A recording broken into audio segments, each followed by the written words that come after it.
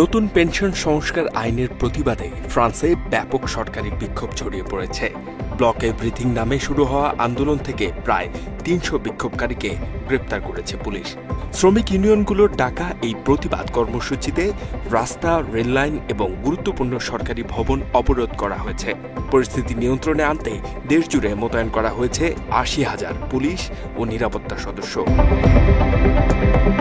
সম্প্রতি পেনশন সংস্কার আইন পাশ করে ফ্রান্সের প্রেসিডেন্ট ইমানুয়েল ম্যাক্রোর সরকার, যেখানে অবসরের বয়স ৬২ থেকে বাড়িয়ে ৬৪ করা হয়েছে।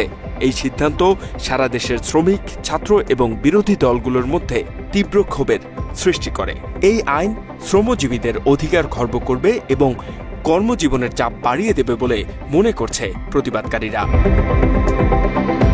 বুধবার প্রতিবাদের অংশ হিসেবে বিভিন্ন শহরে রাস্তা, সেতু এবং গুরুত্বপূর্ণ অর্থনৈতিক কেন্দ্রগুলো বন্ধ করে দেয় বিক্ষোভকারীরা।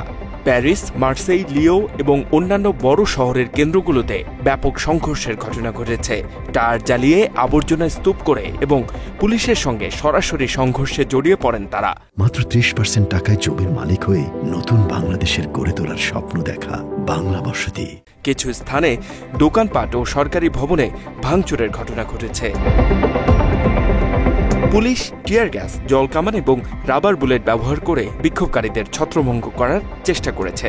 সহিংসতা কোনোভাবেই বরদাস্ত করা হবে না এবং জনগণের নিরাপত্তা নিশ্চিত করতে সব ধরনের ব্যবস্থা নেওয়া হবে বলে জানানো হয়েছে সরকারের পক্ষ থেকে। অন্যদিকে শ্রমিক ইউনিয়নগুলো সরকারের এই দমন পীড়নের তীব্র নিন্দা জানিয়ে হুঁশিয়ারি দিয়ে বলে, যদি সরকার এই আইন প্রত্যাহার না করে তাহলে আন্দোলন আরও জোরালো হবে।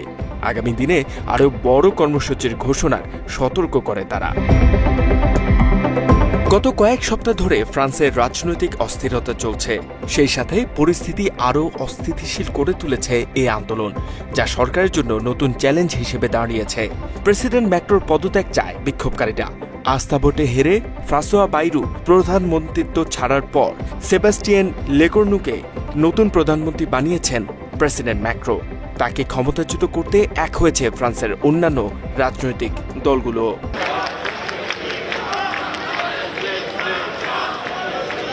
এই যে মাতাউল্লাহ, বাংলা এডিশন।